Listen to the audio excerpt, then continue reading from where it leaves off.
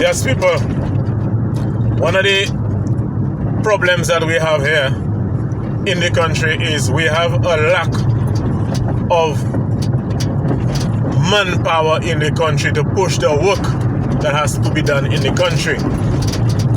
There is a lack of skilled men in the country. If ever or if at all we have to build any major project like a major airport or major building infrastructure, we have to get people from other Caribbean countries like Trinidad and other places, treatment to help to do most of the work, because we have a problem in this place. There was a time when it was customary for people to learn the trades, but right now you have a lot of young men, quite able-bodied, but refuse to find something to do. What we have now is a situation where, regardless of which government you bring in power, some young people will just criticize and say that they can't find work.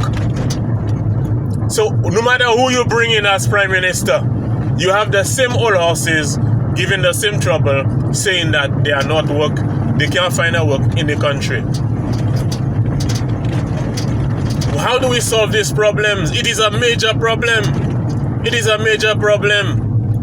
Why is it that you have people living in other Caribbean countries and other shores coming here and even working for less money than what the local would work for, and they are able to survive, they are able to thrive in the country?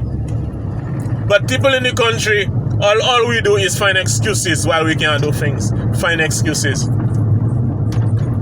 We had a situation, America, the big mighty United States, they build their economy by getting the best workers from foreign countries. That's what they do. And that started around 1945, after the Second World War. America took the Germans. East Germany, fellows that were proficient in rocket science. The Russians took some of those fellas, and the Americans took some of them. And you have fellas like Von Braun, a space scientist who went to places like Huntsville, Alabama, where they started the space and rocket program that America has. But it was foreigners who did that. Even right now, they still have this visa thing where in America, where they try to recruit competent and professional people from all across the world to develop America. We may not have money like America and those places, but the time is coming where we'll have to bring in foreigners from other places. We'll have to bring people from certain parts of Africa to live and work in St. Lucia. Because we have to, so St. Lucians have to see what it is like to work. We have to have other countrymen coming from other places to show us and to demonstrate to us the essence of work. What is it? What constitutes good work ethic? We need to get people from other countries. Bring people from Nigeria. Bring people from Ghana and other places to St. Lucia to show these young people in St. Lucia what it is like to work.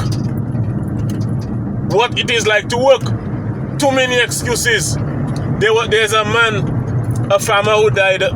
He died a few years ago. There was a time when farmers had, and we still have this problem, farmers had problems with getting good workers. They would come in early and they want to leave early and they want to get full pay. So there were some guys who started bringing in Haitians to work on their farms. Now that particular man told me that he brought in a Haitian guy to work on his farm. The guy was working well. He ensured that the guy get paid properly. What happened? The guy got involved with one of the women from the community. And the St. Lucian woman started poisoning his mind and telling the guy that he's working too hard for this man. He's working too hard. What happened? Afterwards, the guy left the job and went with the woman. So one of the biggest polluters of good workers in the country as St. Lucians themselves. You'll get a very good person working well, and the other people will tell him, man, don't kill yourself for that, man. You're working too hard for that, man. These are the things that they do.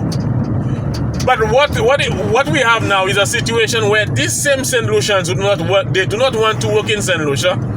But when they go to Martinique, they go to New York, they go to other shores, they go to Canada and England, these people work. These people work. Those guys, they are guys from St. Lucia who couldn't even use a hammer to nail a nail. And after a few months in New York, you hear those guys are into construction, you know, into sheetrock work and all kind of thing like that. But when they were in St. Lucia, they did not want to do anything. Maybe we have a culture here. We have a culture here where we spoil our workers, or we tolerate foolishness. We tolerate a lot of slackness from our workers here.